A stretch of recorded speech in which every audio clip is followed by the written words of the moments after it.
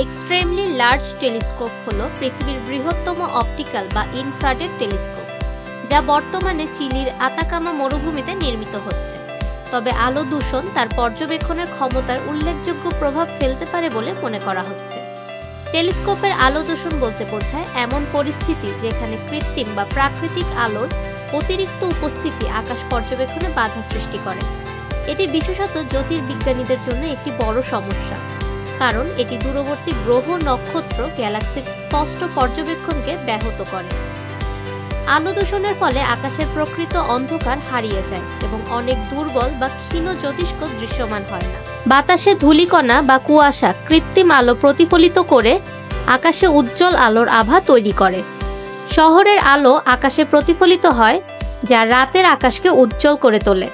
ফলে বহু নক্ষত্র বা গ্যালাক্সি পর্যবেক্ষণ করা কঠিন হয়। কৃত্রিম আলোর কারণে নির্দিষ্ট তরঙ্গদৈর্ঘ্যের সংকেত দুর্বল হয়ে যায়, যা জ্যোতির্বৈজ্ঞানিক ডাটার গুণগত মান হ্রাস করে। ইএলটি এর মতে, বড় টেলিস্কোপ খুবই সংবেদনশীল যন্ত্র। এটি মহাবিশ্বের প্রথম গ্যালাক্সি, এক্স প্ল্যানেটের বায়ুমণ্ডল এবং মহাজাগতিক রহস্য উদ্ঘাটনে ব্যাহত হবে। এত সংবেদনশীল হওয়ার কারণে ক্ষুদ্রতম আলো দূষণও সঠিক ডাটা সংগ্রহে বাধা সৃষ্টি করতে পারে।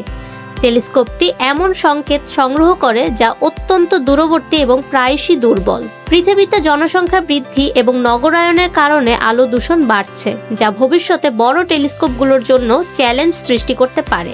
ইএলটি তার ব্যতিক্রম নয়, তাই বিজ্ঞানীরা বলছেন এসব প্রকল্প পরিকল্পিতভাবে স্থাপন করতে হবে যাতে টেলিস্কোপের কাজ কোনোভাবেই বিঘ্নিত না হয়। ফাহমিদা বিনতে আনোয়ার, নিরপেক্ষ নিউজ ডেস্ক, ঢাকা।